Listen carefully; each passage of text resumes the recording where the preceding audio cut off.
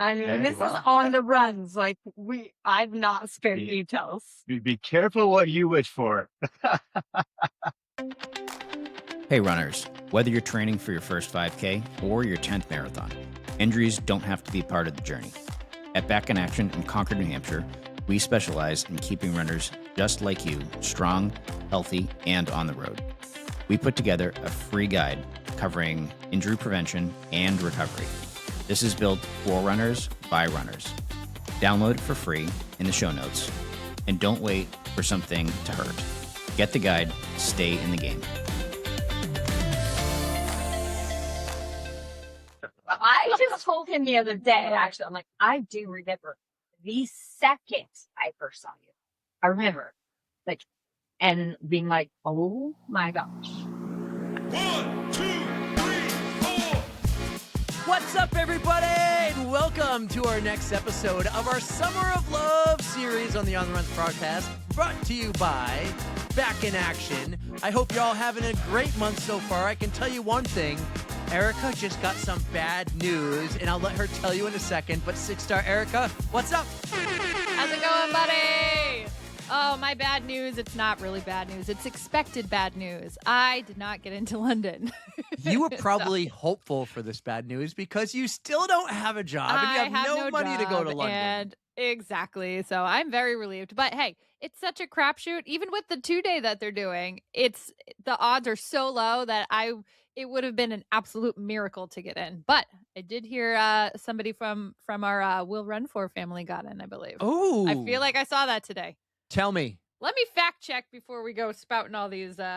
No, we don't need fact checking. It's like when you told Rob Simmelcare that everyone was getting in the Boston Marathon and he got his hopes up. I don't want to be that person. I have it right here on good authority via the Will Run For stories that Brianna is running on Congrats, Saturday. Brianna. That's wicked awesome. Yes. So we'll have to have Congrats. her do like content for all of us. Just tag us in all the content. Maybe we'll go there because I do have actually breaking news. What? This is, by the time this comes out, I hope it's public. But do you remember that reel we posted to Abbott with Dan Foley? And we were like, Abbott. Yes. We made it happen. It happened. Dan Foley will be running in the London Marathon for Team Abbott. Dan, I'm sorry if I'm breaking the news right now, like too early, but it's happening. And we need to be in London to record and get we need to do a live show from London. They can get us. They're doing 2 days now. Let's make it happen. Dan's going to be there. We have to do it. Which day is he running? I don't know. He got it. I think he got in before they announced it was going to be a 2-day. He did, because that's how long I've known.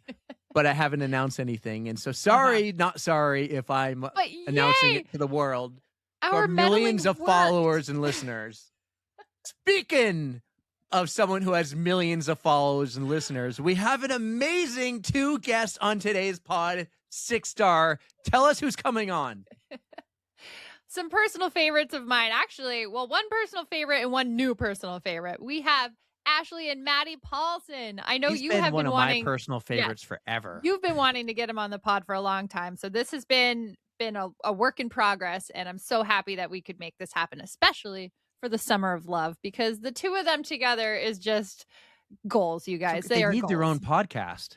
They really, oh my God, they would need be their own fantastic on a podcast. You're going to hear a fun documentary coming out soon too about the two of them going to be following them around throughout this series, like a 4-part series. This was so incredible. Maddie is the best. I'm telling you, it's not only his beautiful head of hair, just like mine. I have been following these two long before we started this podcast, and he is the absolute greatest. So thank you, Ashley, for finally letting Maddie on the podcast. She even gave us permission now to have him on for his own episode. This is so amazing, and it is even more amazing because it's brought to you by our 3 incredible sponsors for the series, My Race Tats, UFOs, and Back in Action. Check them out in the show notes. Go to the show notes for Back in Action. Download that free running pain-free guide. It's incredible. Also, side note, the first 4 minutes, the audio might be a little fluffy a little bit, but it gets better when we figured it out 4 minutes in. Those things happen, but this was so incredible. 6-star. Take us away for Ashley and Maddie. We hope you enjoy Ashley and Maddie Paulson on the On the Runs podcast, and we'll see you on the other side.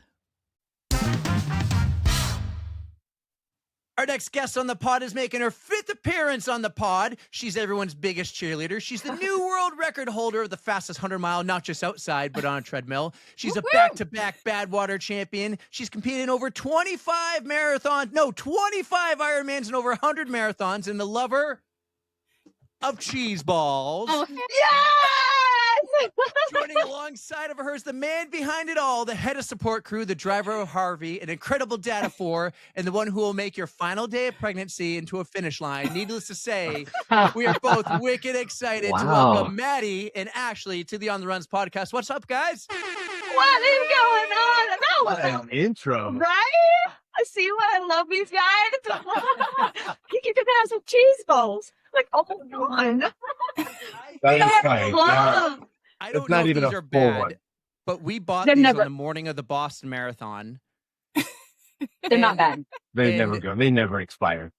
Since like they came home with me, this is what my kids have finished. There is 1, 2, 3, 4, 5, 6, 7 cheese balls left. Will you do me a favor? Wow. Will you finish those during our pod today? Just like I want to see him just shoving handfuls of like cheese balls in his mouth. That'll make the and pod. licking the Yes. The fingers. thing is, if I did that, I would die. I am Oh, he definitely can't allergic to eat cheese. those. He should have given him Well, to me, not though. real I haven't had cheese. breakfast yet. It says on it made with real cheese right there. There's no way I can Lies. have real cheese. I've never been able to have, Maddie, I've never had in my life milk, chocolate, butter, cheese, anything with dairy. And if I have, I like break into hives and I have to take an EpiPen. 40 No way, that years bad. almost. It's that bad. I casein. can get sick an EpiPen. That's crazy. Yeah. Makes me so sad. I only have He actually eats never heard very of that sad before. pizza. I've heard of just normal allergies. It's gonna give you the runs, right? You gotta Yeah. spend a lot of time on the toilet. But I get actually an EpiPen for dairy. I have like a reaction someone allergic to bees would have. Yeah. They have that reaction. Crazy. Mm. Well, Mhm. then not. don't touch the cheese balls. Okay. And honestly, they're not worth it. Really, they're really not. Right? I would die for them. Listen, You know, if I die eating a cheese ball, I just want you all to know I died. Okay. She's actually told me she wants her ashes stored in a little cheese ball container. Ashley's face when you said it's not the end of the world was like deal breaker. Uh-huh. I can just see Maddie going around with Ashley, like that's her urn, and like he's gonna like bring her ashes to different places, but it's just a It's a cheese, cheese ball. ball. Cheese ball. The funny, maybe she shared this already. I never know. But like the funny thing is like I can't remember after one race or something she did. Chester the cheetah, right? You know who Chester the cheetah is, Oh, yeah. right? Yep. Cheetahs. Chester the cheetah contacted her on Instagram, sent her a massive box of Cheetos and a little signed card, about Chester the cheetah. Yep. And I'm a little jealous. I Me have and to say I'm a Chester. little jealous. Man, you Me guys are and like this Chester. now. Yeah. Watch out, I mean, Maddie. first of all, letter. I mean, yeah, it was great. It was great. Well, we are wicked excited to have you both on the pod. Like, this is great. Ashley, 5th time, Maddie, 1st time. We need to We get know you a like lo- one of those jackets from like SNL. If you're on the 5 Timers Club, we got to do something like that for you. kinda feel I like- think she's got the record here. We'll Really? have it with a big stoolie on the back. You are, well, Yes. outside of some locals, like some local friends who make many The appearances, regulars. like, you are definitely in the lead. You are Mhm. definitely in the lead, I like which to we're win. It's excited weird. for. And we're so happy because of all the support. But someone we don't really know a lot about, except what we see behind the scenes, is Maddie. And I kind of figured we would not go ladies first. We would go Maddie first. here. no, you gonna do Love it like it. I that? love it. You know what? Guys, I'm here from hair. I am Yes. here with some popcorn for the Eric and Maddie show. Oh. I'm I'm just entertained. gonna sit back too. Me and Ash are just gonna Where's the- soak up the tea. Yeah. I got popcorn. You got Let's your go. drink. Yeah, Eric and Maddie. Like, oh, you can't have butter. Yeah. Fake butter. Yeah, But well, Maddie. I'm just disappointed I can't actually do this in studio. I am. You and I. Someday. That's the dream. We'll go to St. George. Like, I'll look at Delta flights right now. Done. Let's do it. We'll But see you in Maddie, 5 hours. You Yeah. guys. No, it's way longer than that. Eh. Maddie, tell us a little bit about yourself. And I want to know a little bit about yourself that we don't know that we see on Instagram. Tell us about you before you met Ashley, like, and then lead up to when you did, because I don't even know. Did you guys know each other as kids? Like, lead up to the day you met Ashley. What was Basically. Maddie like? All right, tell your story. I'm here for it. Oh man, you don't realize how long ago that was. Like we've been married for 25 years, almost 26 now, Oh, wow. and so that seems like forever ago to go back and think about what I was. I was a completely different person. I had hair to begin with, and so this is the what I tell people all the time. All of my brothers and my dad, they still have hair. Like this isn't like genetic hair loss, right? It's a My lifestyle. my hair loss is caused by this. It's fair. It's fair. Back to blind with my daughters, right? Because we had 3 daughters before we had a son, and so for 16 years, no, it was 16 years. I was surrounded by nothing but women, and one crazy one with 23 personalities that I had to keep up with, right? Yes, but man, going back, I looked at pictures the other day actually because our daughter just got married, and so she asked to get some old pictures, and I look at those 2 kids because we really were kids. She was 19, I was 23. 18. Oh, I thought when we met. So. Oh no, when we got married. 17. And man, we were just kids at the time, and she actually ran her very first marathon when we were engaged. And so I still remember her very first marathon. And so to say that I've been with her like since the beginning of her running career, it's true. Yeah. I mean, her True and first true. marathon was what? 40. You correct me before. I have. You see that one? It was Isn't it? 4:03. Okay. 4:03. Give me those 2 minutes. So, from a 4:03 to 2:37 and 2:36, 2:34. I know. You can't get it chip right. those minutes. No, you got to count those. Come on. I've been through it all. I've seen it all. And so, so I've always been very supportive of what she does. It's kind of part of how I knew her when we were even dating. Like she was always running and she was training for her grandma. And so, I haven't known anything. How did the 2 of you meet? Like, what exact circumstance brought you 2 together? Oh, wow. I mean, I wish that we could say it was some cute little story that, our No eyes meet cute? met, across the crowd at a concert or something. And then we slowly gravitated towards each other. I just told him the other day, actually, I'm like, I do remember the second I first saw you. I remember, like, and being like, oh my gosh. And so, yeah, you might not have felt that way, but I did. I'm listening. Yeah, so we met working at a restaurant. That's it. It's pretty simple. Yeah, we worked at a restaurant together. She was we still I was 17. Yeah.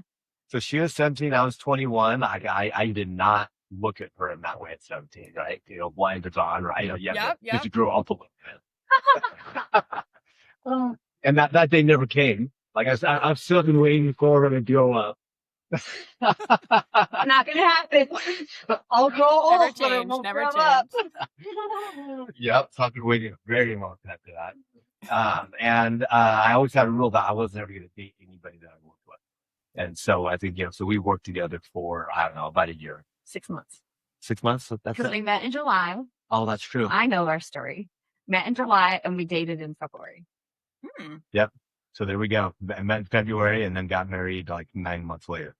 So Wow. Whirlwind. A total That whirlwind. was quick. Ashley knows grew up it all. so She's like, it fast. was a Wednesday, the 22nd, which is my birthday.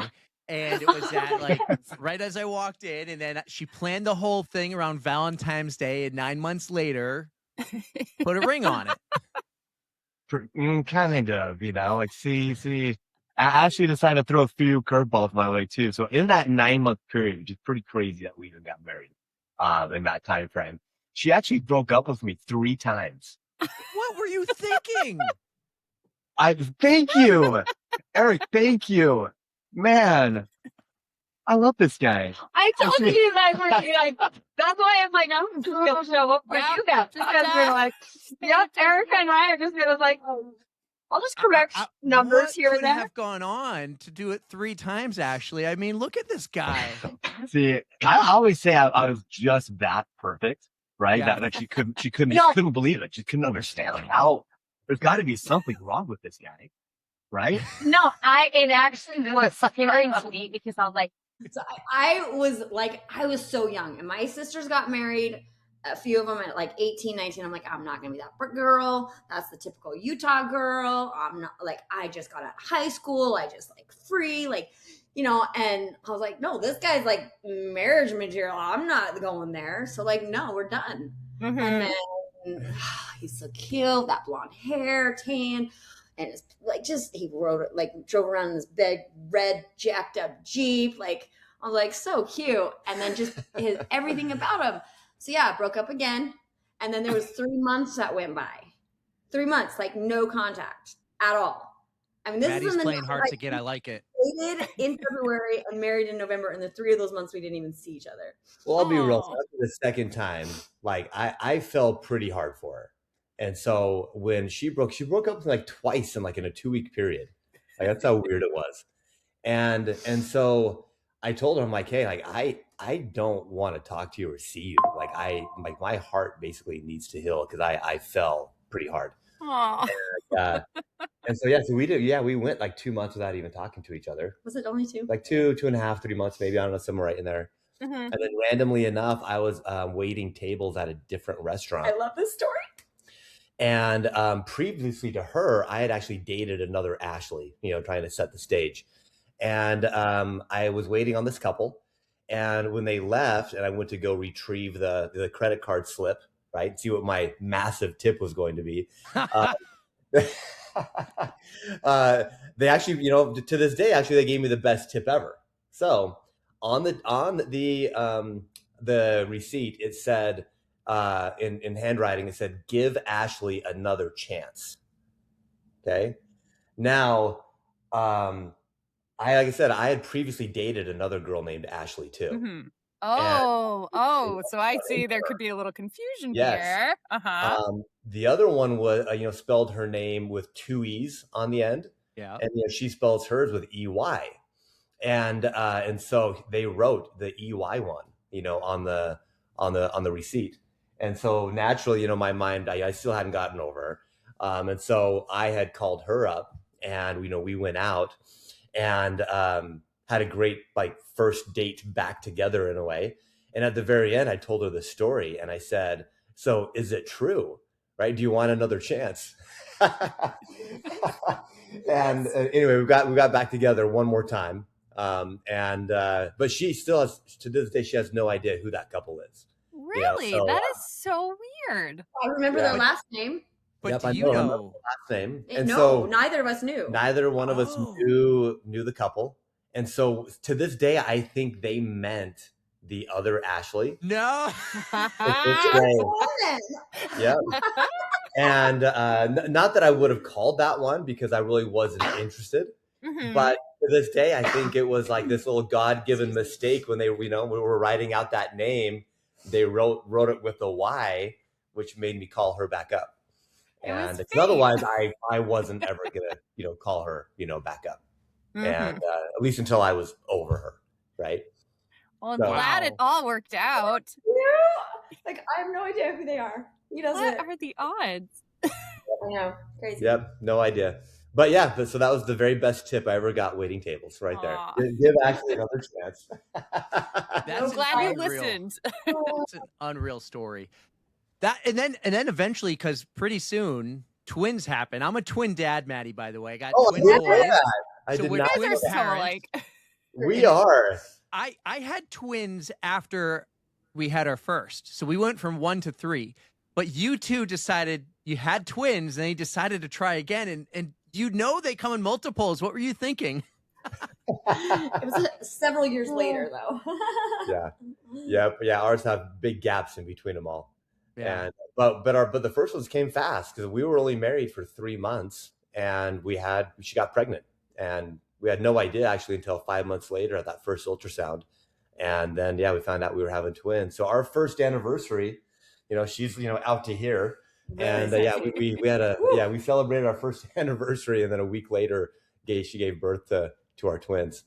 So yes, we've had now she's a grandma. We're both I guess we're both grandparents. It's not just her. We're both grandparents, which is crazy to think too. It's crazy to think because like we're all the same age, and my oldest is 10, and I'm like, oh wow, and I have cats. Okay, who's the smartest Eric, one in the room? Eric, how old are you? 41 in a couple of weeks, actually. Oh, you're young. Oh, Yeah, thank you. young. Yeah. Maddie, but the head we have here, it makes us look you actually feel much pulled off younger. really well also. Like you have a good bald head. Yeah. So Maddie, you're a blonde? I don't know if I can picture that. That's kind of brown. Like, you see like my eyebrows, kind of like a sandy brown. But it would get bleached, like the sun. I spent a lot of time in the sun. Makes and sense. So it kind of have that bleached blonde. Kind of. You were blonde as blonde can be when I met you. I mean, I found some pictures. I could find them again, but I'll get you some pictures. Yeah, where were you from originally? Were you all like you're both from the Utah area, right? St. George area, right? So you're both local. From northern Utah. So Utah's a very big state. So we grew up in northern Utah, up in the mountains, snow, all that stuff.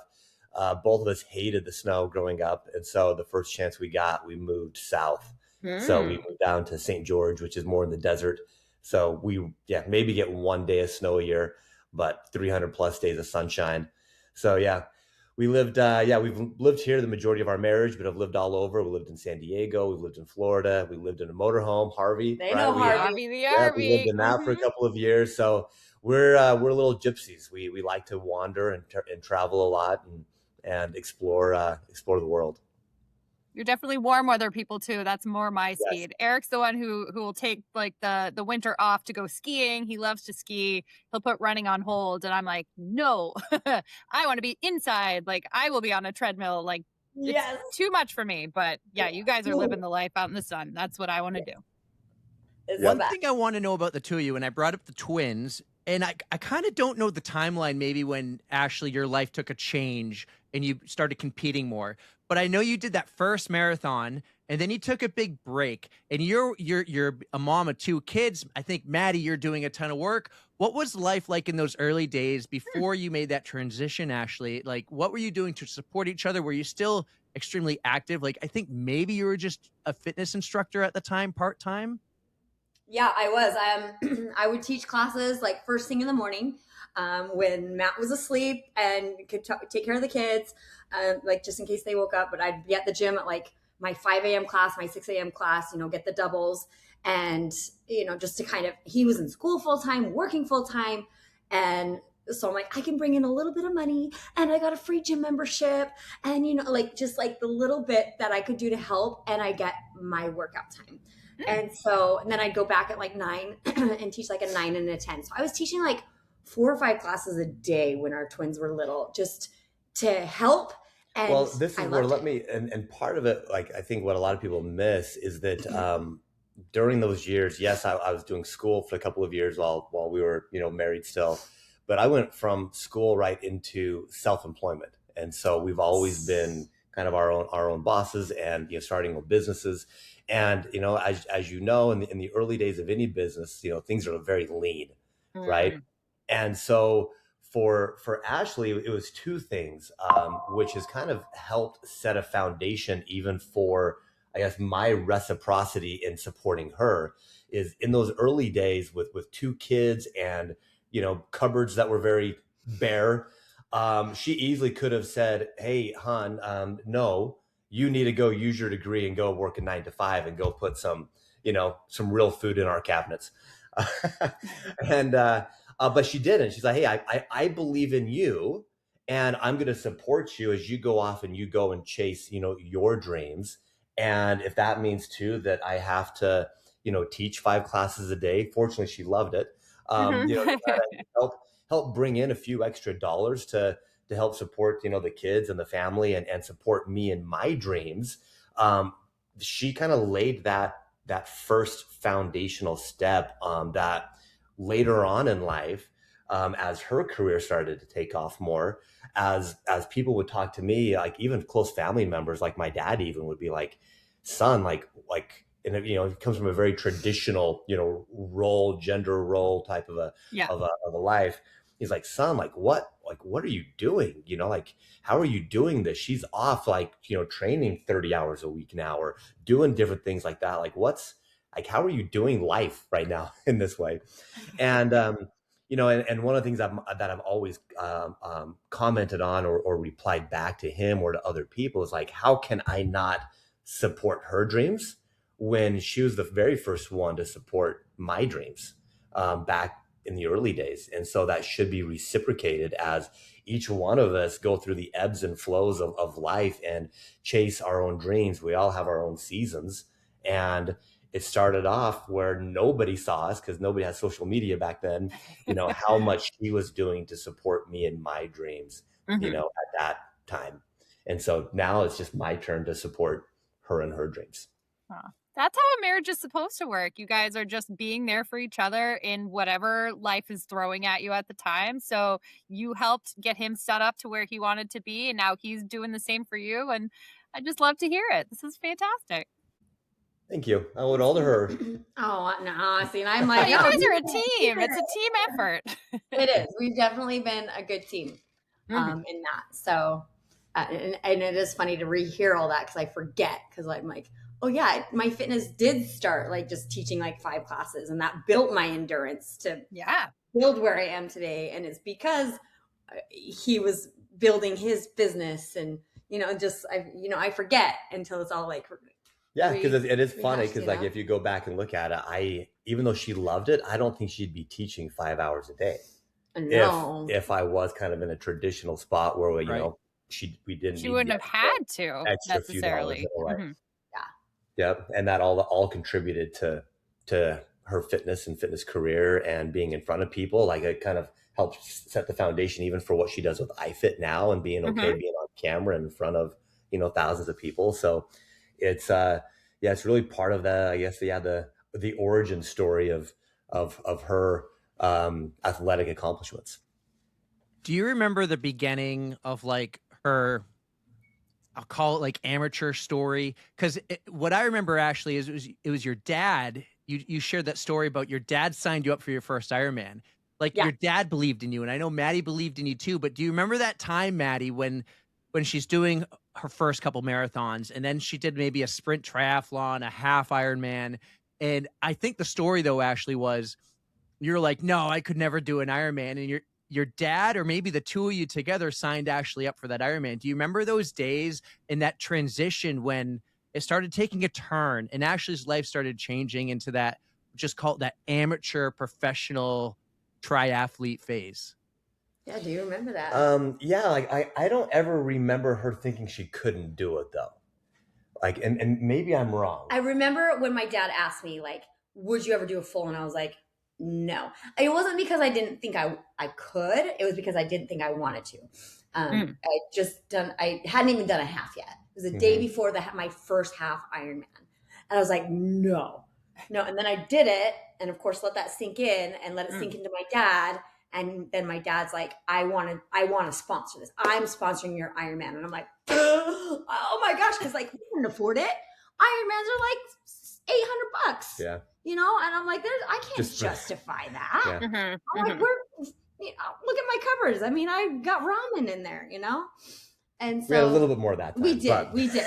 But you know, it's still like $800 is a lot of money to shell out. Because it's not just the $800 entry, you know. You got to travel, like all that stuff. And, everything else. My dad sponsored my bike and the entry. And I was like, okay, I guess I'm doing this. I have no excuse now. Yeah, but like I do remember all those years, but like it was very gradual, I think, you know, and we grew through it very gradually, which helped my mental side, I think, too. It wasn't like this, hey, we're not athletic or we're kind of sedentary. And it's like, oh, on a whim, hey, let's just go do an Ironman, right? It was very is very consistently building up to like bigger and better things from the first day I met her, you know, almost. And that's one thing too, where I think a lot of people don't understand. They look at Ashley and they'd be like, hey, like, how come you're not injured more? Or how can you go do all these things and recover the way that you've done or whatnot? And they look at it through their own personal lens, right? Like if I were to look at it through my lens and I'd be like, dude, I'd go do one of those. In fact, I did a double Ironman and it wrecked me for like 2 months after. Oh, wow. But he did it. Because because you know, going back, I was missing what she had developed over decades, you know, and that was, you know, the consistency and the training and the slow buildup, you know, year over year. I kind of just went from, oh, hey, you know, I need a new challenge in life. You know, I'm done doing some like team sport stuff or, you know, city league, you know, rec league stuff. Right. And you went right to a double Ironman. Yeah. So, hey, let's go. You know, well, I did 3 halves, 1 full, and then 1 Good. double. All Good. within like a couple of His years. double was 3 weeks before he told me. He's like, True. there's something coming up and you're going to think it's a crazy idea. And I'm like, I'm here for it. What is it? And he told me and I was like, I almost cried. Well, I can't tell her stuff because she'll like sign me up right when I say it. And I did. I was like, you got one chance to back out because I'm calling the race director. And he's like, no, I'm like, called him up. Yeah. So were you like secretly training for this, Maddie? No, well, no. I trained for a marathon, and it was like my second marathon ever, and I blew it. Like my nutrition was off. It was horrible. I just needed a redemption run Right. or race, right? And So I had Ironman. I just completed my Naturally. Ironman, like 6 months before. So I was like, hey, why not? Let's just go see what I can do. But it wrecked me, right? Like it destroyed me. And she can bounce back from these things so fast. But it's because like rolling back to that very first marathon when we were engaged, and then getting pregnant and married and kids and all that stuff. Like she's been so consistent for so many years without taking any time off that it was just this gradual build up to it. Wasn't like these big leaps, right? So that, you know, I still believe that the majority of it is her body had learned to, you know, recover from these gradual incremental increases, that it didn't just destroy the hormones, the joints, the muscles, the tendons, the ligaments, you know what I mean? Yeah. And so all of that kind of just grew gradually and learned how to recover for decades, which led to like this kind of a year where she's got a massive race year that I think the even the normal elite person wouldn't be able to recover and go from, because they don't have almost 30 years of just being extremely consistent in small increments. Yeah. Your body has adapted, Ashley. You've definitely gotten used to this. It's been fun to like look back and be like, whoa, you know, so I feel very blessed that my body is like able to do what it can do, but it wasn't a jump. It was very, very slow. Mm-hmm. Yeah. And that's how you're supposed to do it. That's the healthy way. Gradually just build up to things. So. Exactly. Yeah, This no, is it's really healthy. But like going back to your amateur thing, that's kind of how it was. It was just like this decades long road of just being an amateur, because she never had this goal of, oh, I'm going to go be this elite professional athlete. I'm not going to go set a world record, you know, for anything. I'm just going to go, hey, I'm just going to go do try to beat my past time by a minute. Right. And then it's like, oh, I'm going to beat it by another minute.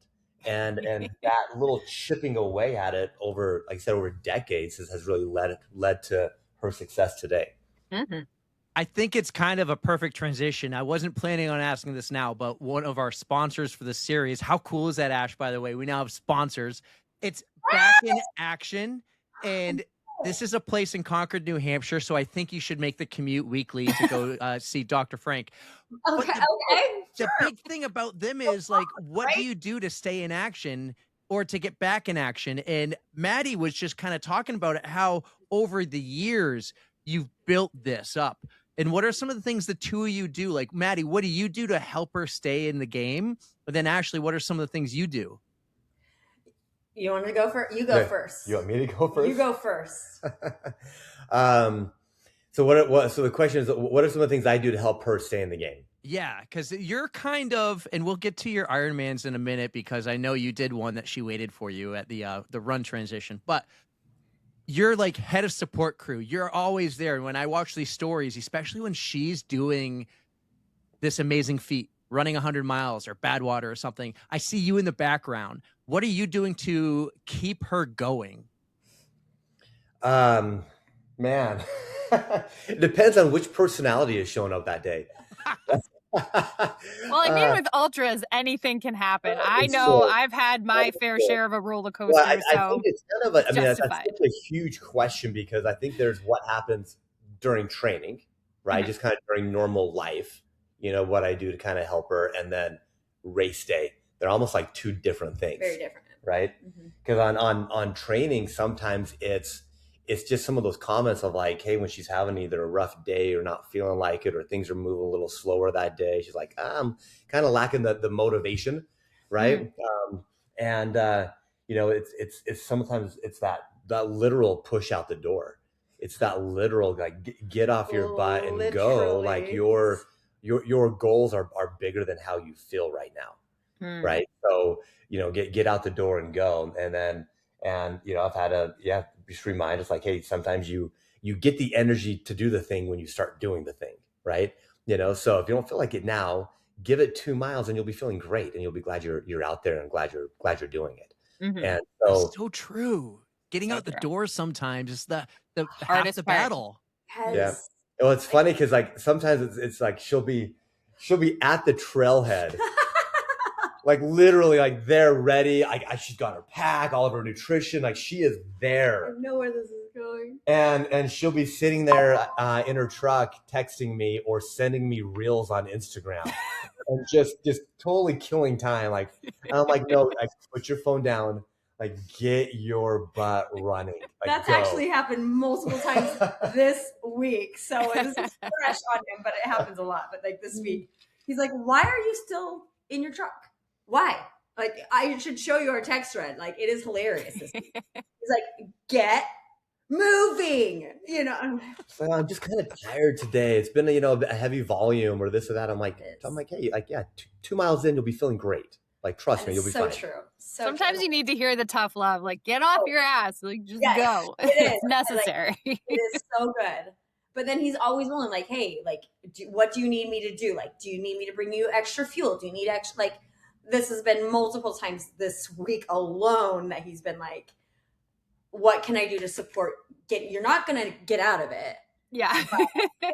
What can I do to help you? Like, I remember one day I need to go ride my mountain bike by her, you know. So then on race day, it's a mixed bag, right? It's a mixed bag of tough love. It's a mixed bag of being a cheerleader, comedian, stripper. You know, that's happened a few times, you know, where it's like, hey, was the underwear pink in Europe? Underwear. Or was that there's the story during the Great World Race. Right? Oh, that one. That was Speedo. Yeah. It was our anniversary. Yeah. Right? It was our anniversary. It was a unicorn pink Speedo. And so I had to jump in. I had to give her a little something for our anniversary, right? I stripped down to a Speedo and surprised her at one of the loops. Yeah. It was at midnight. Right that's right. It's right at midnight. Yep. It was and it was marathon. Raining. It was cold. It was cold, freezing. He still did it. But he's actually a full stripper. Like nobody out there. Just my shoes. I had to go run at her. He's great. He's great. Do you want to tell that story? I don't know. They seem to have an agenda, so maybe we don't want to. No, I want to hear the story. I want to hear the story. I don't know if I've told this. There's no way I have. Because this one I have to like. I've given you guys action stories before that I have to stand up, right? Like and show. Okay. Okay, hold on. I'm not matching in my shorts though, so oh well. Don't worry. Oh man, the visuals. Okay, so this was during Pony Express. It was my third 100 that I needed to hit so that I could apply for Badwater. So Pony Express is a very small race, 100 miles. Out in the middle of like the desert in Utah. Not very many people are doing it. So I'm like way in the lead. Like, you know, there's nobody around. And I'm like running and I'm like, I need to go to the bathroom, you know? And I look around and I'm like, what does that sound? There's a drone ahead, like over my head. And I'm like, what the heck? I really gotta go to the bathroom. What is this drone doing, you know? And then I keep going. I'm like, it's going to go away. It's going to go. Their battery life only anyway. And then I turn a corner and about like It was probably a good half mile away. I see Maddie in the van, and I was like, oh, sweet. It was just Matt, no big deal. I'm like, there's a bathroom in the van. I'll just go there. So I start running, and then I see him jump out of the van, and like, there's still about a half mile between us. And he's running towards me, and I'm like, oh, yeah, I can go to the bathroom. I gotta see Matt. And then I'm like, what is he wearing? What is he wearing? And I was like, wait, he's not wearing anything. He's just wearing his shoes and his socks, and he's running. And I'm like, I gotta go to the bathroom. And he's like, what? And he stops, and all I see is this like, he's like, do you want me to get the van? And I was like, yes. And he's like, do you want me to run towards you? And all I'm visualizing is this. And usually I make it like really like he's throwing me over his shoulder, and he's just going back and forth. I'll get the van. I'll do this. And I'm laughing my head off, and I'm like, oh, I cannot hold this. And I nearly just crap my pants, and I'm like laughing so hard and drop my shorts right then and there when he's all trying to be cute and sexy, and I crap myself right in front of him, and he's just standing there naked as can be, and I'm like, yep. What about the drone? What about the drone? Well, we got it all on. Well, no, I wish I had it on the drone. I had already landed the drone. I Okay. the drone to see where she was. Okay, so it was you. I'm glad it was you, Yeah. not like somehow the race. Like, Yeah. oh my God. Yeah. Okay. Yeah, but I did not make it to the van because I was not just gonna go hang out there naked, like waiting Smart. for some random. Maybe a truck was gonna drive. I don't know. So I was trying to fly the drone to find Make out sure exactly nobody's where she there. was. Yep, to make sure she was alone too. Yes. Nobody else was there because I didn't want to surprise anybody else on the race. And Best.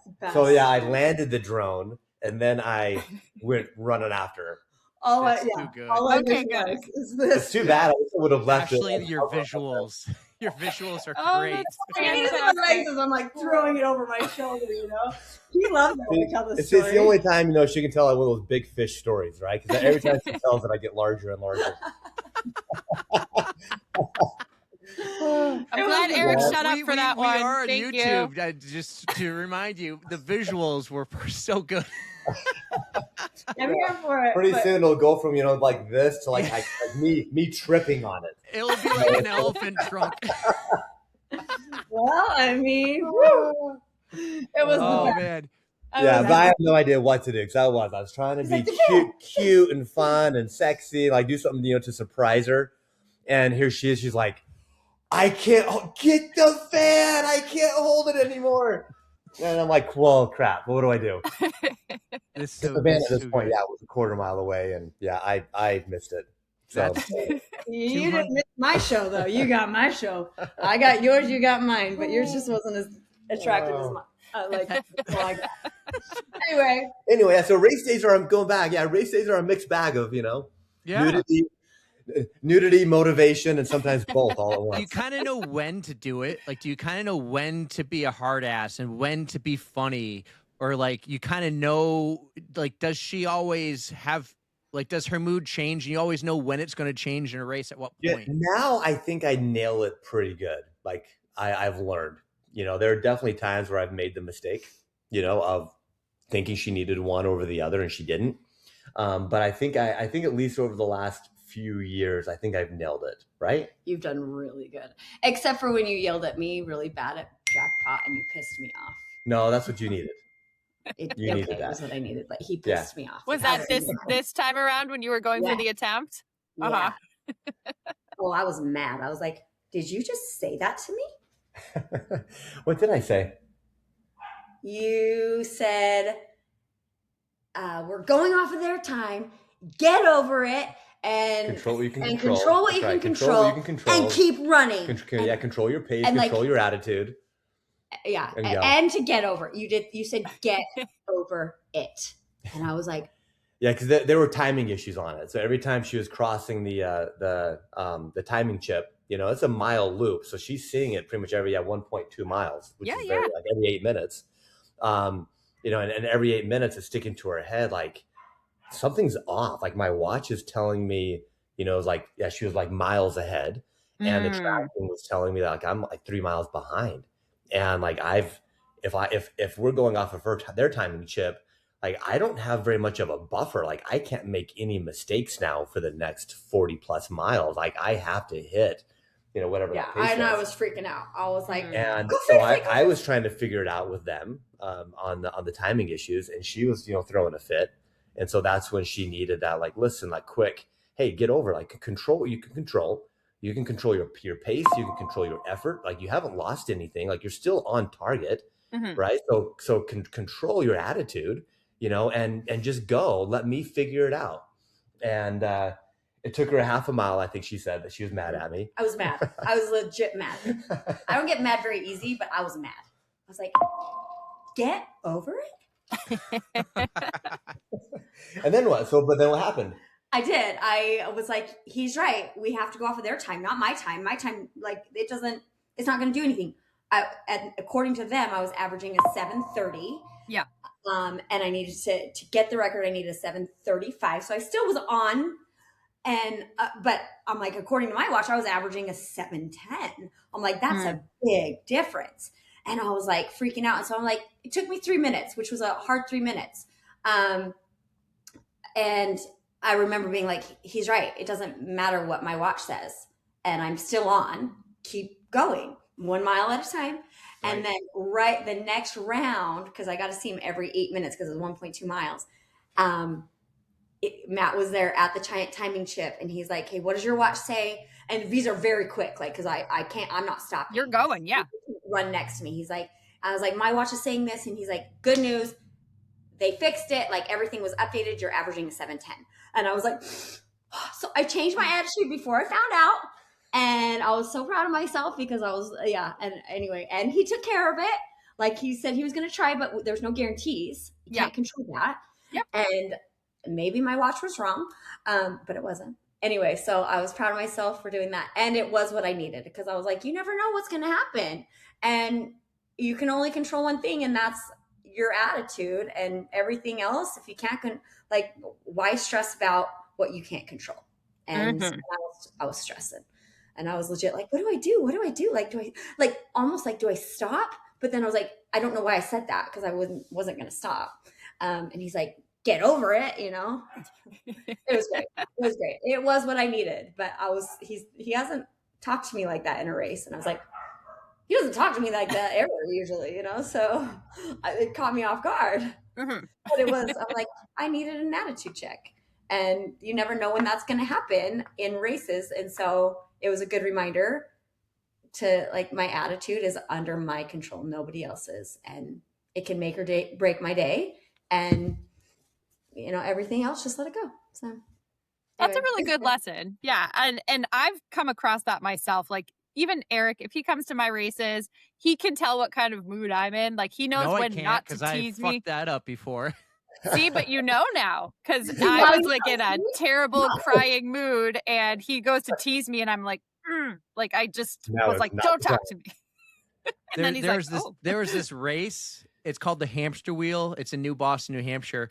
And she's trying, I don't know if you've done your first 100 yet, but she's trying to get 100. And I showed with my boys, there may be 3, and we're on the trail. And I'm like, hey, boys, give her a high five and everything. And she's walking up. She's like, not now, dude. I'm not in the mood. And I'm like, get the kids here.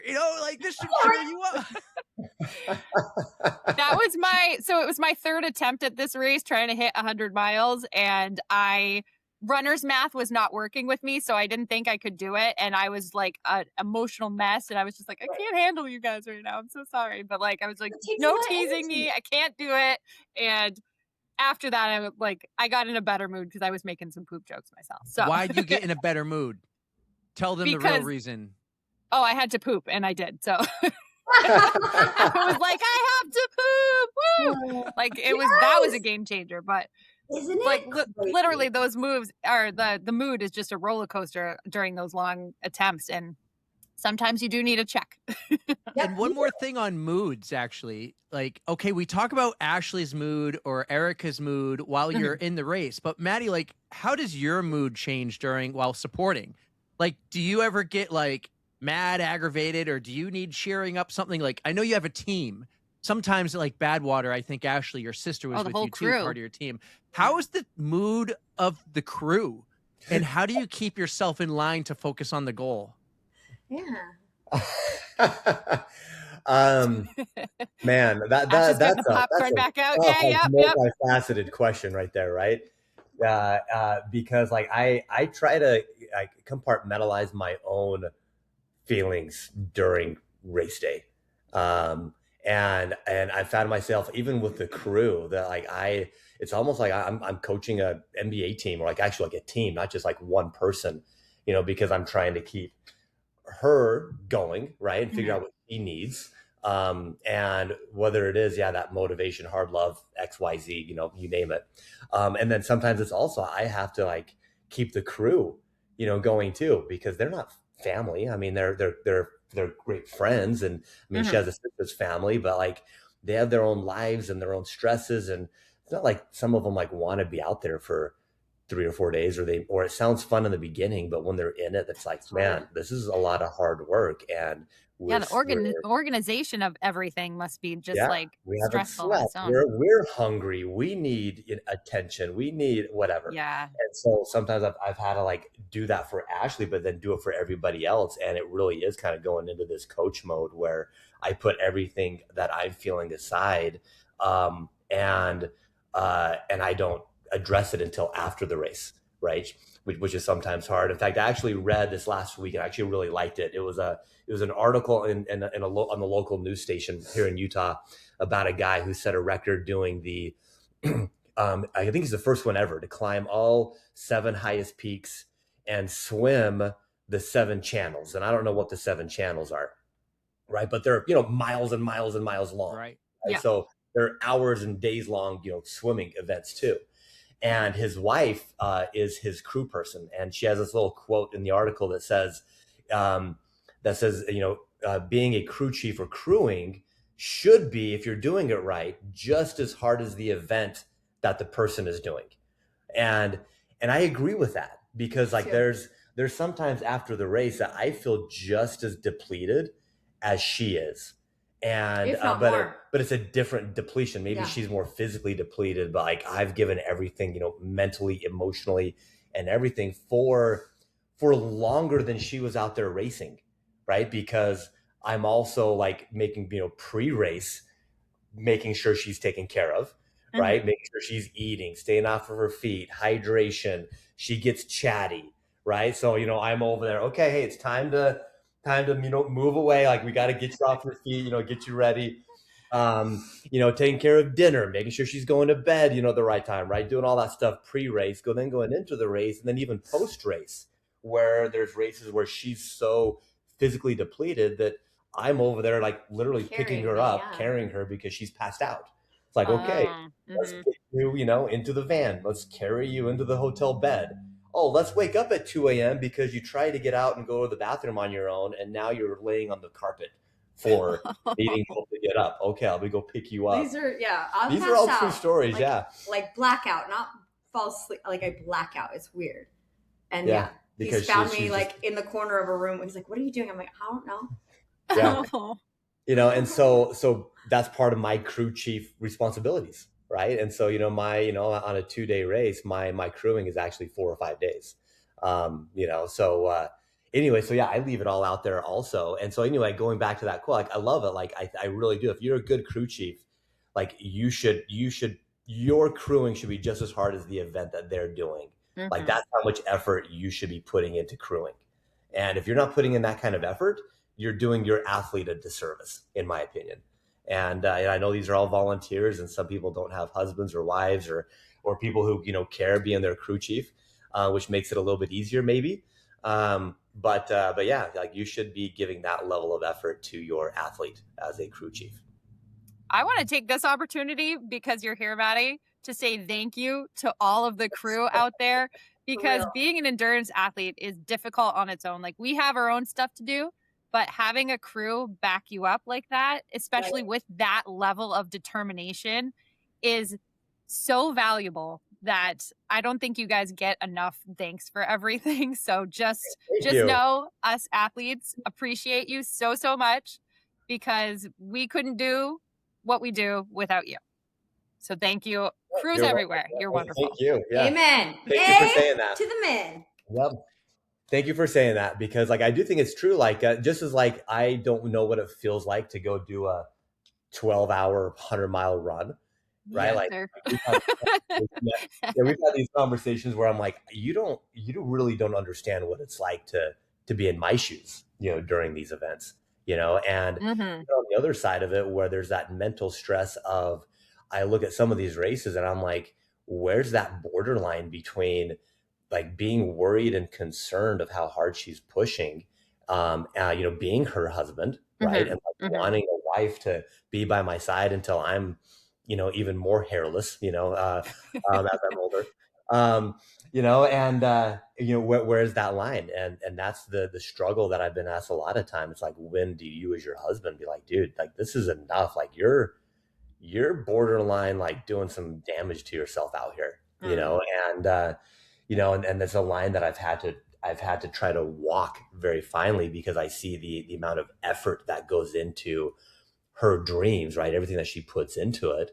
And I would never want to be the one to stop her from chasing her dream. Yeah. Right. And so I think recently I was asked it, and it kind of dawned on me that like, I think that line for me is like, when I look in her, if I ever look in her eyes and I can see that there's no fight left, right? That would be when I would be like, okay, it's time to pull it, and not encourage and push and motivate her to keep on going.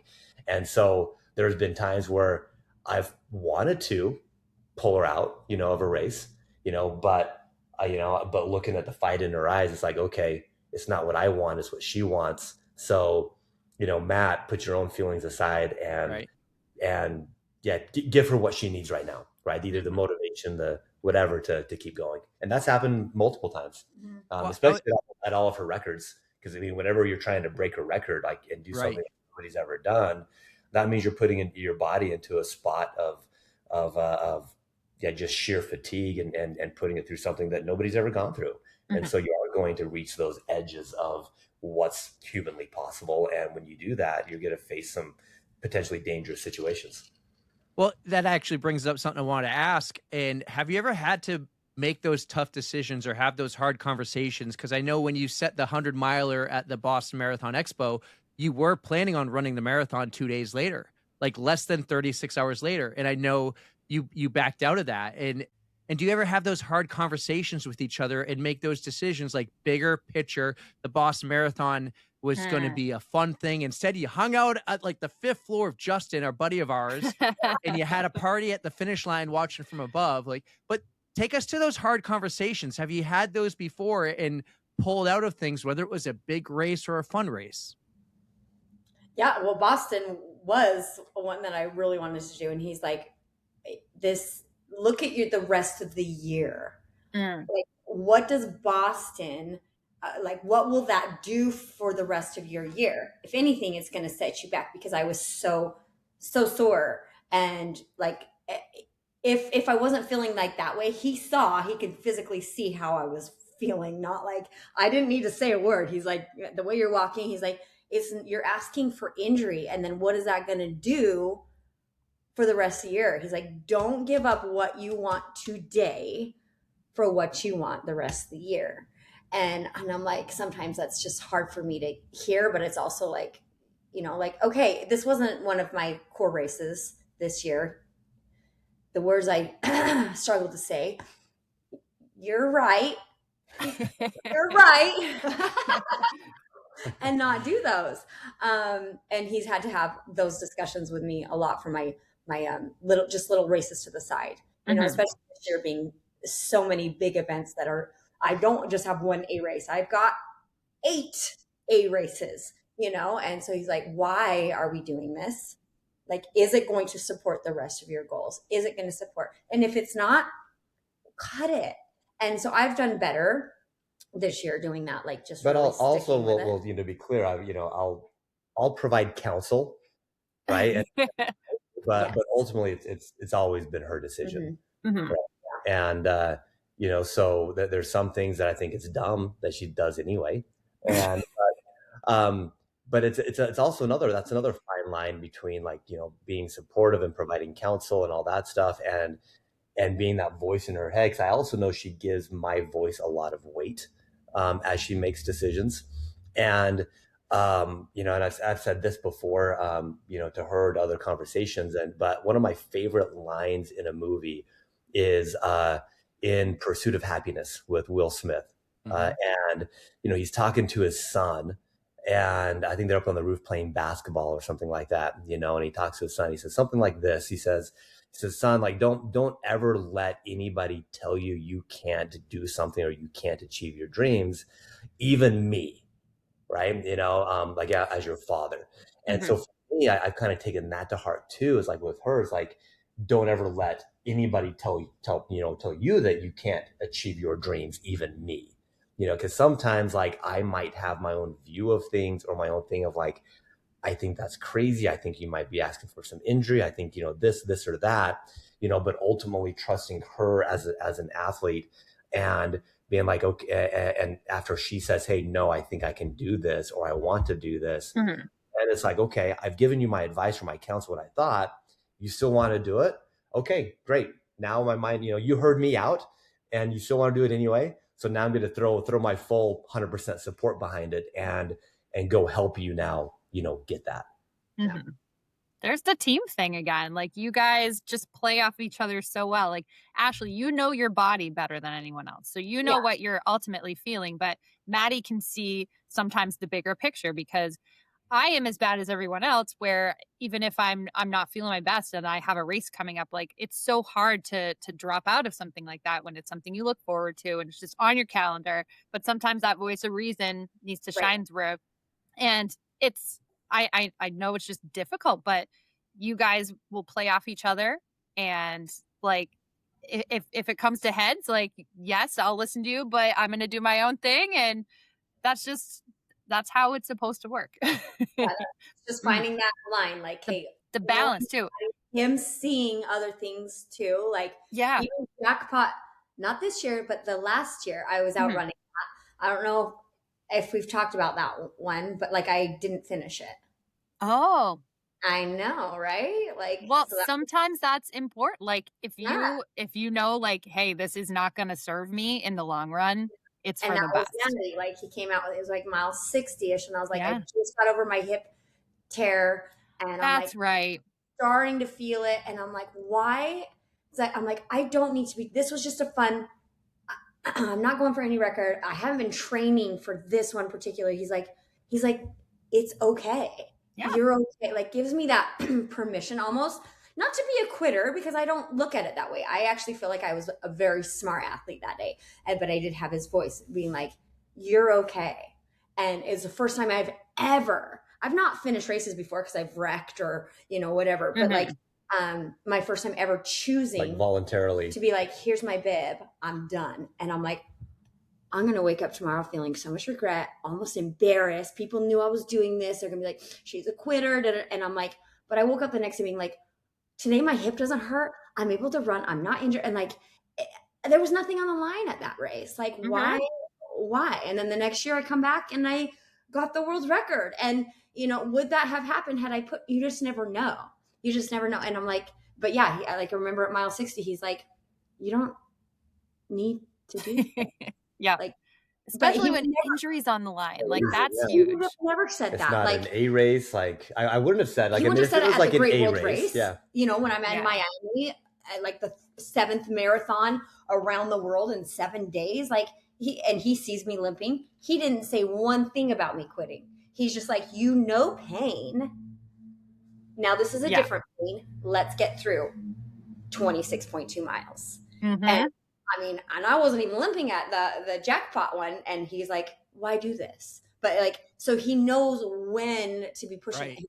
That one, yes, you're going to finish it. You know, how we're going to get through it, you know, pain. Let's just dial it differently. And then jackpot, he's like, why? Like, let's go out to eat and, you know, call it 60 miles. You got 60 miles, you know? Just a good training day. Yeah, just a good training day. Yeah. And I was like, you know, so he knows when to do those things and when to, like, not. And it just helps me, you step back and be like, take a look and be like, it's okay. You're not a quitter because you didn't finish. I stopped it, but it was smart. It was the best decision for sure.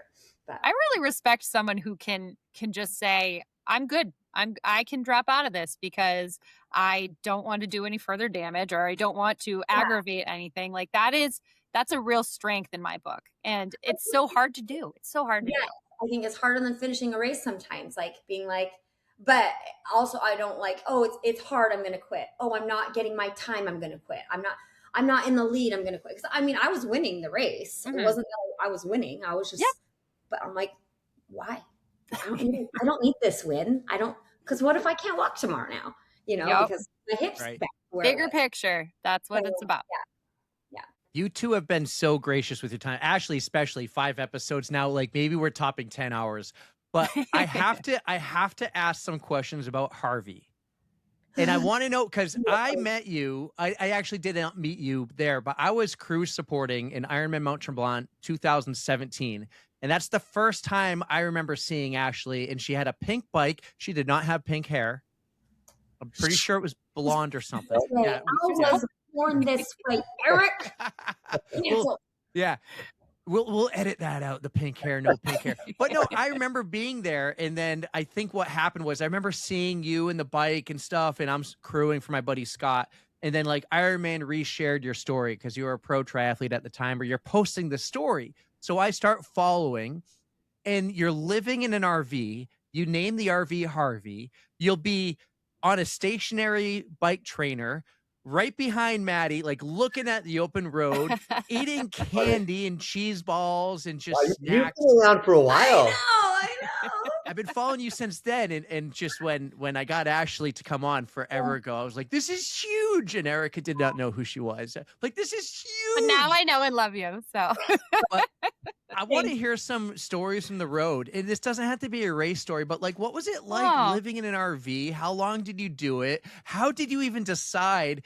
Like, did you sell your home and buy an RV? Like, because I know you now have like Harvey 3.0, which is this epic like camping van. And I know you love the outdoors, Maddie, and you want to go to Alaska soon. Maybe you already did, but tell me some stories from the road. And I need to know if you guys ever got sick of each other being in such close quarters, because I feel like I probably would, but you guys are just so much more like epic and so. Sick of this? Come on. Yeah, exactly. The close quarter. I just need to know the details. Ever.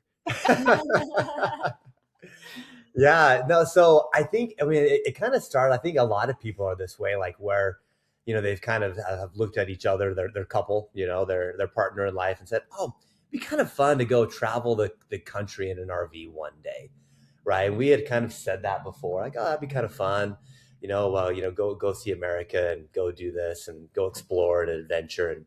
But it's always something you kind of think of, oh, we'll do it like when we're retired or older or whatever. One day. Yeah, one day we'll do it.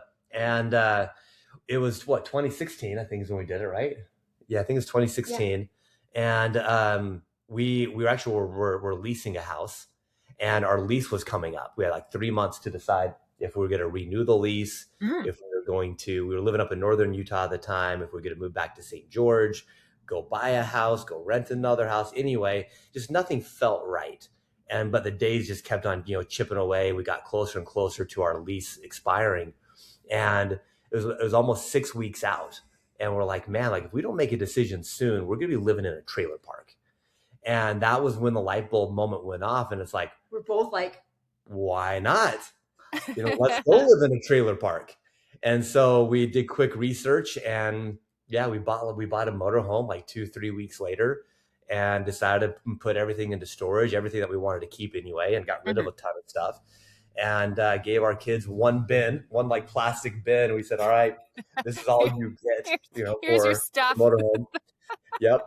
And put in what you want, and let's go. Everything else goes. Yeah. And she had just started racing professionally in Ironman. And so it's like, great. Hey, let's just go. We'll go hit some of these races. And as we're going, we'll just stop and explore, along the way. And we did it for almost like just shy of 2 years. And like we loved it. Like sometimes I look back on it and I still can't believe we did it, because I look at it and I think about doing it again. And as much as I want to, I hesitate. So I'm like, man, that was a commitment. Like, how did we ever do that? And I almost don't want to go live in it for 2 years again. It was great. It was a awesome. long time. Yeah, it was just a long time. And but it was super fun. Like, yeah, going from race to race to race, from city to city. The kids had a great time. I never got sick of her. Maybe she got sick of me, and maybe that's why she's on the road running and riding so long. So there were 6 of you there, though. Like, that's so, like... And I think that's what people imagine, is that we're just in the RV, like driving all day, but that's not how it was. Good. We would drive for like a day somewhere, and then we'd be planted there for 2 or 3 weeks. Yeah, I mean, in 2 years, like we only put like 10,000 miles on the RV. You know, and that's not that much. No. You know, like if you think about, like, it's 2,400 miles just to go from coast to coast or something like that.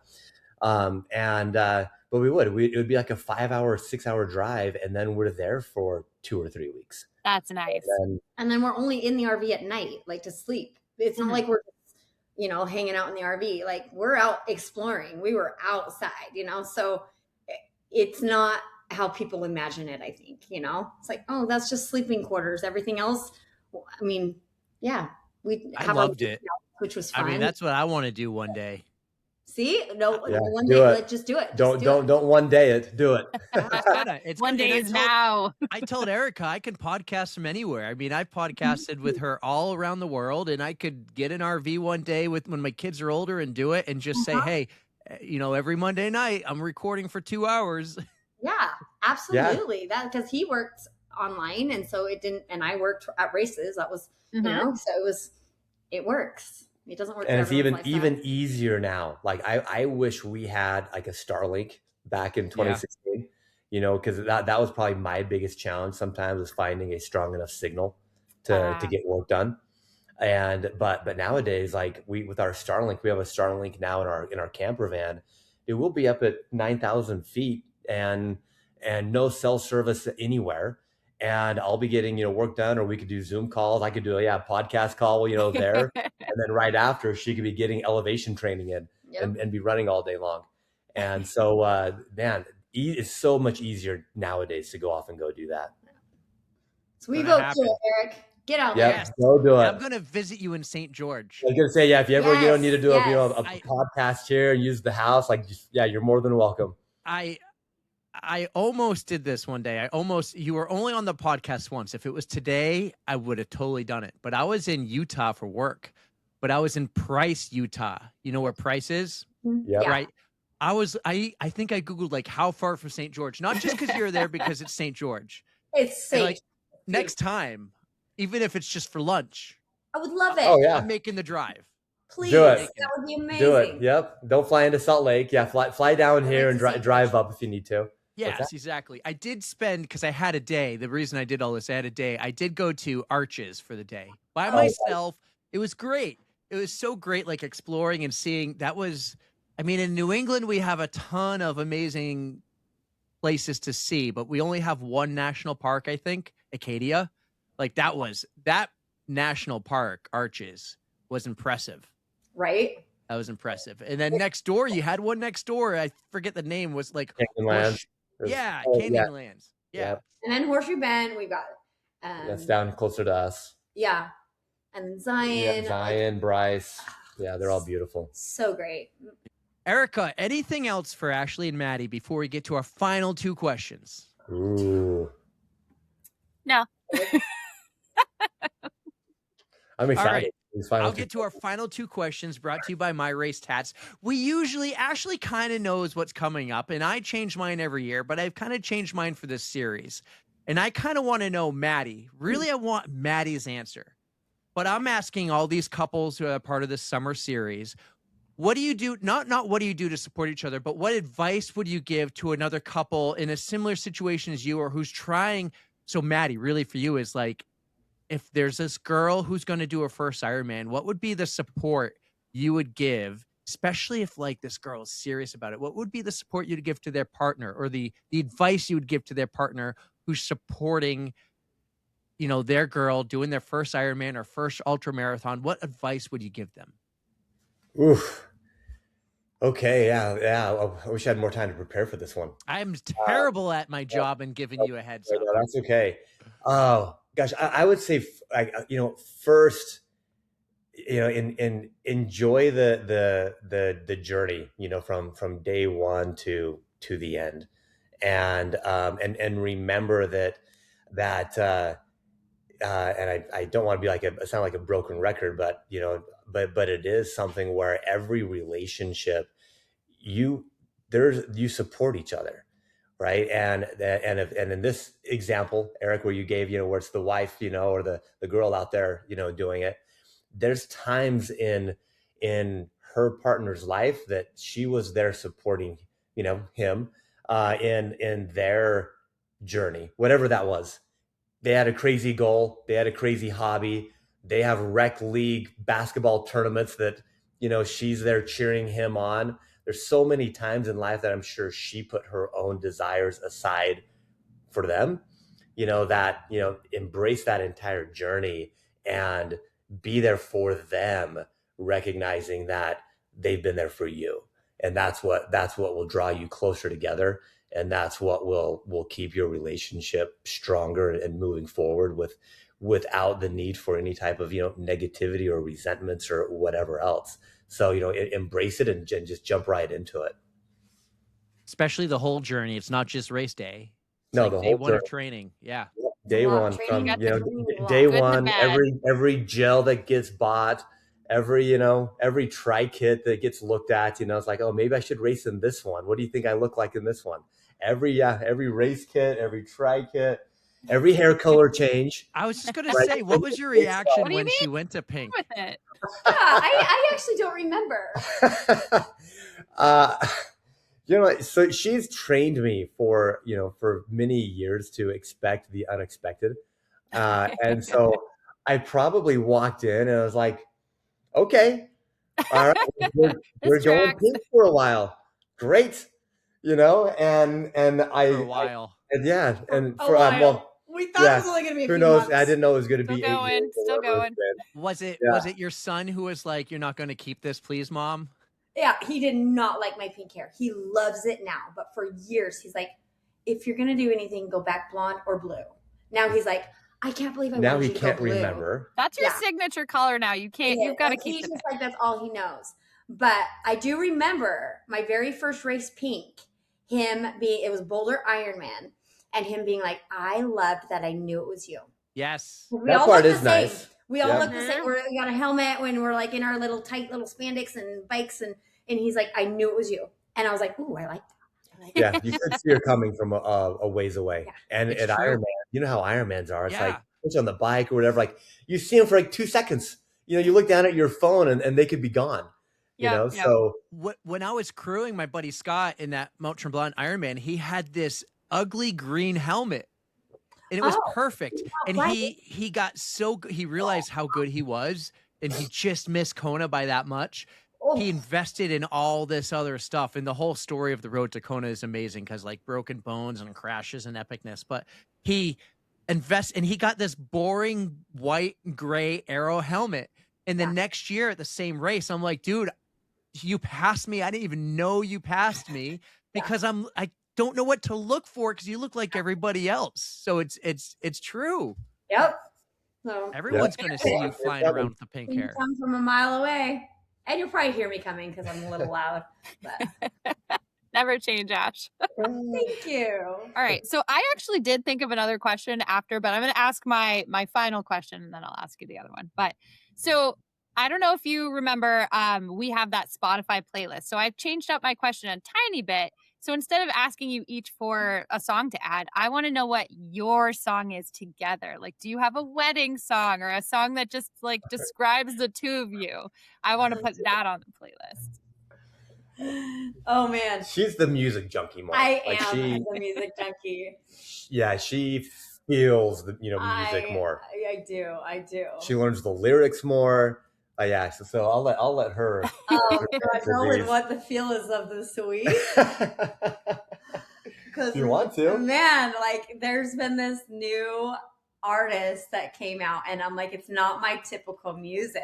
Mhm. And it's like this love story, and it's like so hard. Like honestly, It's like kind of like a rocky type yeah, feel, like rocky, rock, grungy, like I don't know, kind of yeah. hard, And I'm more of a edgier, punk little rock. edgier. I'm a punk rock. I mean, I'm all punk rock. Give me that punk. And when I heard it, I was like, oh my gosh. And then it just kept going. Like, it's like chapter 2, and then it's like the finale. And I'm like, oh, this is such a beautiful love story. But it's like 20 minutes, like, of all 4 of these songs. Oh, And wow. some people are going to, like, be like, this is too much. Like, they feel too much. Like, they're obsessed with each other. And I'm like, but I love it. And it's called, yes.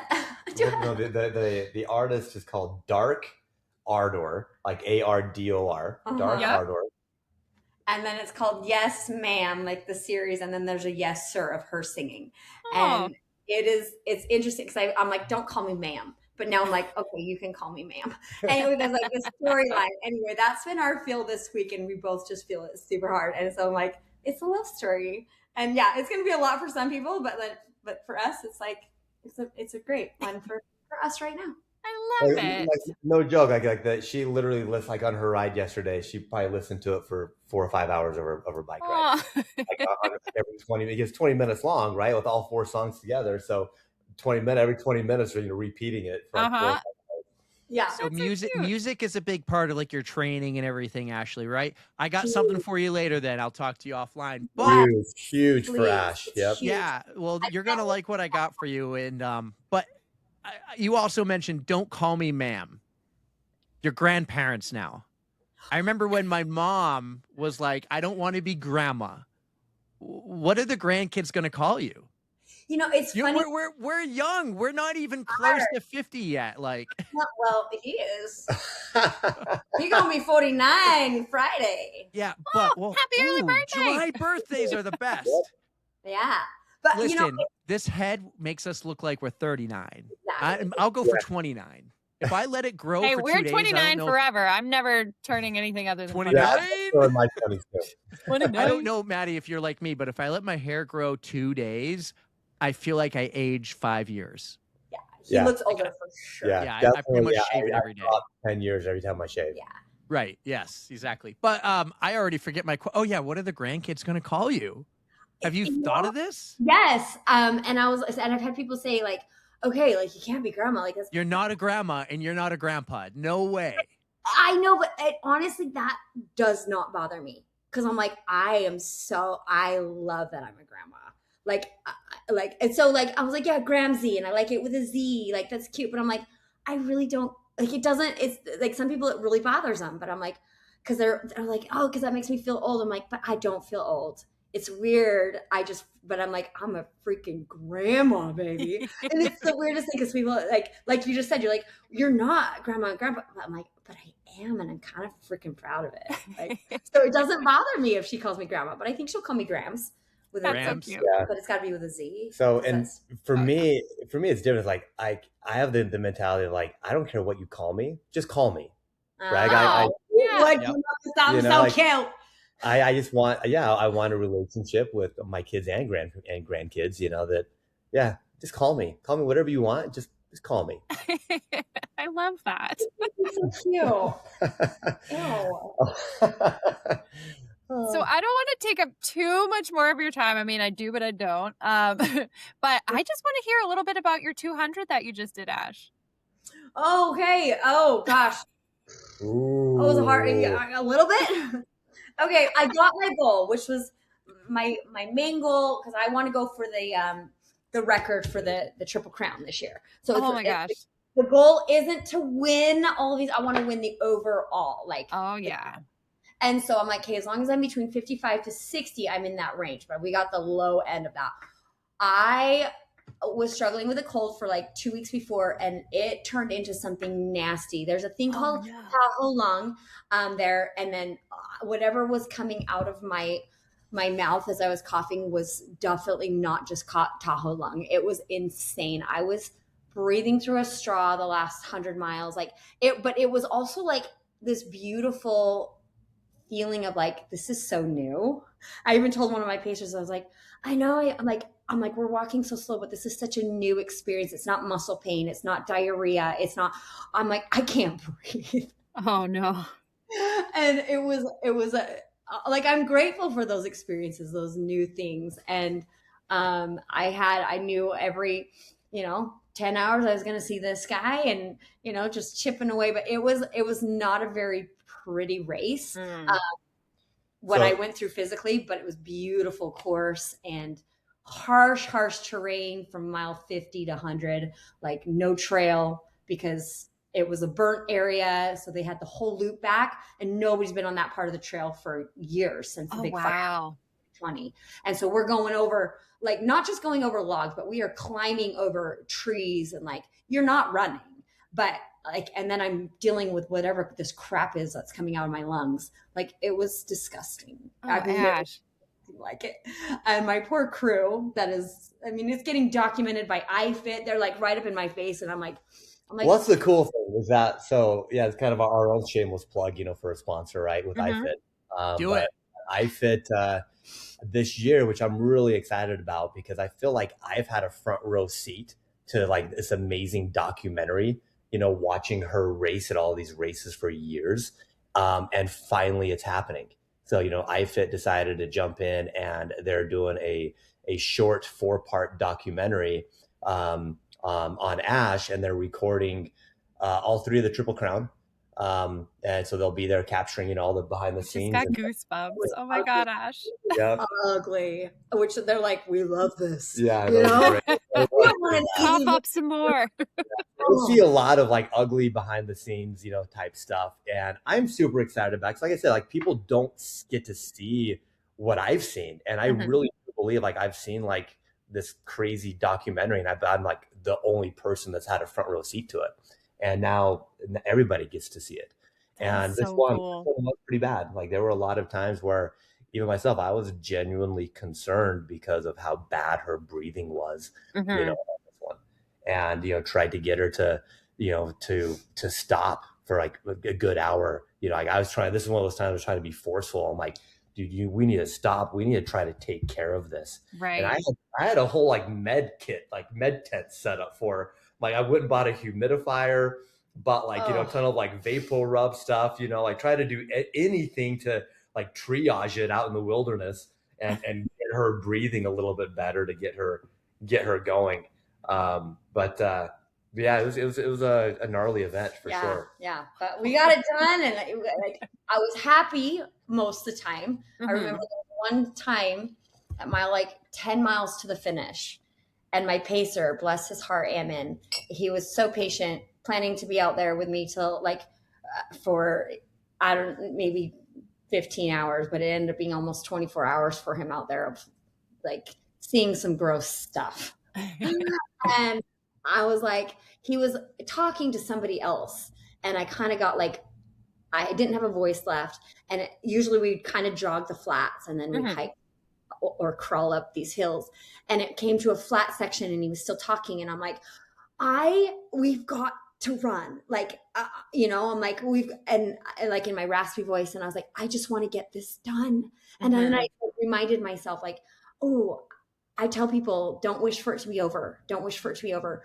Wish to enjoy the moment you're in. Find joy in the moment you're in. And right as I said, I want it to be done, I was caught myself because I said it out loud. And I'm like, sometimes you're going to think that, but I'm like, oh my gosh, I just went against everything that I preach to everybody. I'm like, love the moment you're in. Yes, you're going to go through hell and back, but that's why we do it. And I afterwards, I didn't have the energy to apologize at that time. Because I wasn't mean, but I was just like, I want to just get this done, and almost crying, and he's like, okay, okay, yeah, we'll run, thank you, let's run. And so afterwards I apologized, I usually don't. He's like, Ashley, I didn't think anything of it. I can't be held responsible for my emotions right now. But I was like, no, we find joy in the moment. We find joy in the hard. We find joy in because that's why we don't do 100 miles because it's easy and we're going to bliss through it. We do it because we're going to challenge ourselves. We're going to push ourselves. We're going to feel the hard. And that's and you're going to feel those hard so much deeper because all the depletion, and you're going to feel those highs so much higher. And that's what's the beautiful thing about like these longer endurance events is the feels. And so I try to stress that on people, like, don't wish for it to be over. And I remember I wished for it to be over. Don't blame you at all. And anyway, that was the moment I'm like, oh, I said it out loud. But it was the crew, the support, even IFIT being out there, they were so amazing.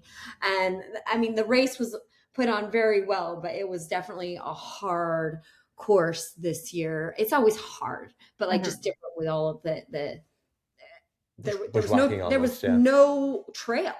There was no trail. There was a ton of bushwhacking. But yeah. When did it come out? Do you know? I think the first episode is going to be September, maybe late August. And then, then as they record, and I think everything will be done probably by January. Yeah. That's awesome. Yeah, because they'll do Bigfoot here in a few weeks or in a month, Bigfoot, and then Moab, and then Tunnel Hill at the very end. So that's going to be awesome. It's going to be epic. I can't wait to watch. That's the kind of stuff I like excited. to take in, that kind of content. It shows like the real grit that goes behind it. It's raw. It's like, it just shows the true emotions behind these crazy big races. Like it is not all polished like you think it is. Like it's so. If we had one dirty, bit of gritty, advice, like... all we always tell everyone is just spare no details in those. That's our typical thing. Spare no details. Like it's going to be incredible. I can't wait to watch it. Thank you. You two have been absolutely incredible. Ash, thank you for all your support. 5 times on the pod. I'm going to have to check myself. I can't wait to make it 6. Maddie, I hope this is not your one and only time. You're welcome just for your own episode. Like, you've done Ironmans, you've done races, you've done, I know the one, we didn't even talk about it because we've gone so long, but where you did in half Ironman and Ashley waited for you at the transition and she ran. Like, you were both competing. And then she ran with you. She might have been injured from the bike crash in Texas or something. Probably, This is memory, Eric. Yeah. I've been a fan since the beginning, and I'm just so thrilled that you've supported us since the beginning. And then you did the Great World Race with not just Bex, who's a friend of ours on the pod too, but Justin, who lives a mile down the road from me. Crazy. And I go to his house a couple days a week and work out with him. So no way. If you're ever in New Hampshire visiting him, because I know like there's a guy from Boston. Oh my God, I follow him. I can't pronounce words, but his name is like Shosh or something. He did the Great Road Race with you.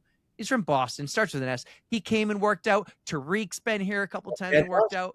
Oh, Santosh. Yes, Santosh. Okay. He was amazing. Yeah, he works on my hip.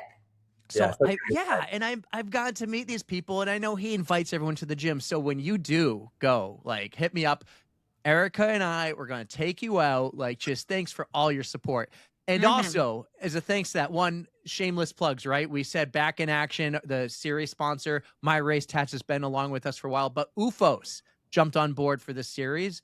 And we're going to send you both What? UFOs. Yes, I love them. I seriously live in them. So another pair would be amazing. Yep. Yes. We're going to hook you up. You're going to get them very soon. But thank you so much, guys. Erica, any final words for our amazing guests? Look at them right there. Beautiful. Yes, you just don't send me gray, right? Just send me a different color. That's all. You got it. Guys. But I just want to say, you guys, it is so awesome to see the partnership and the love that you share together and the life that you've built. It's just so inspiring, and just knowing the support that you have for each other. Like, I hope that couples everywhere can be more like you and just support each other, your dreams, and just I love everything you've built. It's so fun to watch. So just keep sharing. We'll follow along. You guys are great. We love you. I've been a huge fan, and you've always just, light up my day when you're going to be on the pod. So, and I'm all about the poop that you guys send me anytime. Thanks for always sparing no details. You guys understand and decorating your daughter's car with our magnets. I got it. We love it. The best. Guys, I hope you enjoyed that as much as we have. Maddie and Ashley Paulson on the On the Runs podcast. That was wicked awesome. Ooh, what an honor. I know. They're so cute. I told you. You guys are the sweetest.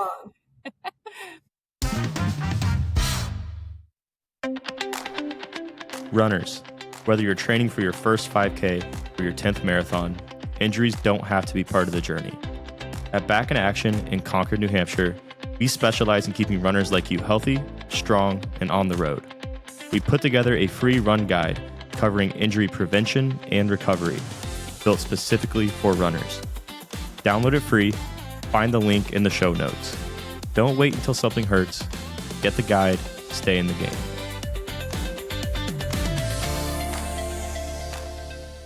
Ash and Maddie, you guys were an absolute joy to have on the podcast. This was like another dream conversation. You guys are so much fun. You always deliver. You spare no details. Like, as we said before, you're welcome. No details. You're welcome anytime. Watch if you want. I almost debated, like, do I cut that out of the YouTube? The visuals. Oh, no, you can't. Ashley backed away from the camera. She stood up. Should I clip that in its own YouTube clip? She's like doing you the have visuals. to. It's like she's throwing a Oh my fire God. hose over her shoulder. Just watch. Dang. Oh my God. That story had me cracking up. That was Ugh. so good. I don't think she's ever shared that on a podcast before, she said. That was incredible. I'm glad that we're just exclusive worthy. So the more the merrier. I need to thank, both of them, but really Ashley and then Maddie for just how incredible they are with their time. The first time we ever had Ashley on this podcast, we talked to her for 2.5 hours. The episode was like 2 hours. It was our longest ever at the time. And then she's come on 5 times. She's come on the podcast in the middle of recording like these iFit sessions and said, hold on, guys. And then they shared this story with us after we stopped recording this episode. And Maddie's like, I just want you to know, like, please, we did not blow you off at the BAA, when they did the 100 miler. That whatsoever.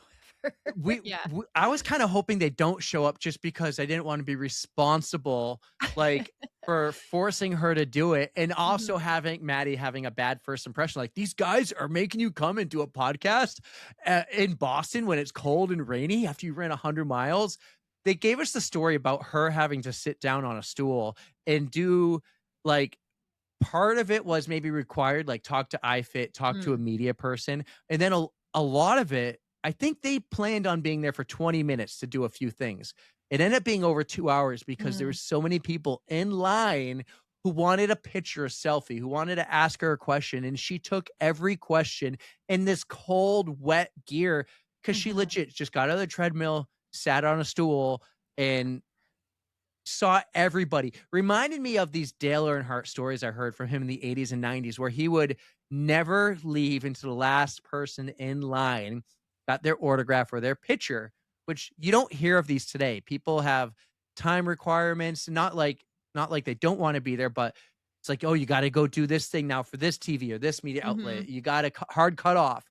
She took every person. And by the time they were done, they're like, we just need to go to the hotel. And no, I never thought they blew us off. I was just thankful they considered it. And it was such a big deal for us. And that just to consider us and come on this podcast 5 times. 5 times. You're going to have to get her a jacket. That's what I said. Yeah. Like one of the SNL jackets. You're in the 5 Timers Club. Yeah. It was incredible. They're so good. Maddie delivered. Like, Maddie is, I knew he was going to be good. He was so good. They're just such a great team together. I love it. Yeah. You got Sydney coming up in a month. How you feeling? Geez. I'm fine. I mean, I'm ready for this trip. That trip's been paid for. I'm glad I don't have to go to London now, but I'm ready for upgraded Sydney. seat though might not happen. No, it's not going to happen. I did have though Millennium send you the full check. Thinking like Yes, maybe you you could did. upgrade that seat for a nice comfy ride. If you had the choice, would you want the lay flat seat on the flight to Sydney or the flight home? Good question. Probably the flight home, just because that's when I'm guaranteed going to be the most exhausted after a whirlwind trip, after running a marathon. I mean, I think I come home 5 days later or something, so I won't be traveling right after I run the marathon, but I don't know. I feel like that would probably be the way to go. Just relax a little bit before going home. Well, I can't wait to hear about it. We're going to be back in about a week with a long tro. Yes, like we a will. long, like an episode only with us. Maybe we bring on some friends. I'm sure Pterodactyl will be there. Maybe we bring Lindsay. The 4 of us. That would be a lot of fun. And then in a couple weeks, actually, we were recording with a few people, a couple people about a big race this fall, and they want to sit down with us and interview us. And I was hesitant, but I accepted. They were first like, "You've never done an episode about the two of you." And I'm like, you're right. And then I'm like, no, we did the foundations. And then we did one last year with our friend from the Cape. And I'm like, no, we have, but what's the harm in doing another one? So you're going to get some fun episodes coming up soon, outside of these couple episodes with our running couples, brought to you by, one last time, thank you to our amazing sponsors, Back in Action. Check them out in the show notes. Download that free running pain-free guide. UFOs, for sending a free pair of UFOs to every guest on this episode. Guys, if you buy or do any of these with My Race Tats too, when you buy these products, if there's anything that says shout us out, like buy them through the links in the show notes, and they see like you listen and you hear these, that supports us and that gets them coming back for more. How cool would it be if they all stay on board beyond this series? So do whatever you can. I love it. Like, share, subscribe. Really, the sharing is the big thing. We finally just hit 2,500 followers. If somehow we hit 7,500 in the next few months before the end of the year, Erica's going to have to do some crazy challenge. It might be a triathlon. She's hoping we don't hit that many until January 1st. So. You said 10K. I thought it was 10. 7,500 more exactly. Followers. Yep. Math, Erica. Math. Hey, and also you said that I would have to do whatever the most liked comment is. So I think that's a triathlon right now. Oh, well. Ashley could coach you. All right. That would be a different story. Okay. Yeah. I have to get her on. Anyways. On my side, on board. This was incredible. We promise not long tros. We promise not to have long episodes for this series. It's a lot of fun. We're going to see you guys at whether it's a happy hour hustle or run club. We're going to try to make some appearances at Salem Run Club. I might go visit Herm if I haven't already. This summer's been wicked awesome so far. 6-star. Take us home. Once again, thank you to our partners. You guys are amazing. And thank you all out there for listening to us. I know we have a lot of banter and crap that we talk about, but we love you. Don't fear the code brown. And don't forget to stretch.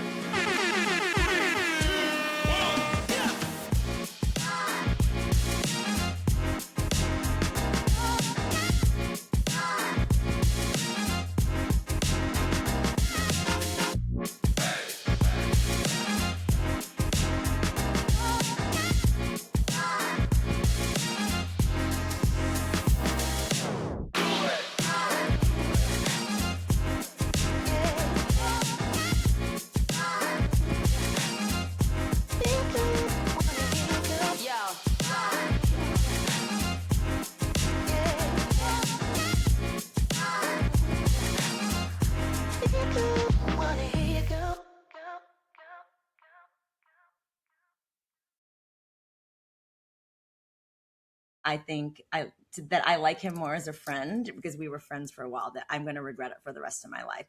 So I said, I told him one day, and I'm like, that's a big matzo ball that I'm putting out there. He felt the same way. And if we weren't putting that cube together, I probably wouldn't be sitting here talking to you right now. So thank you for that.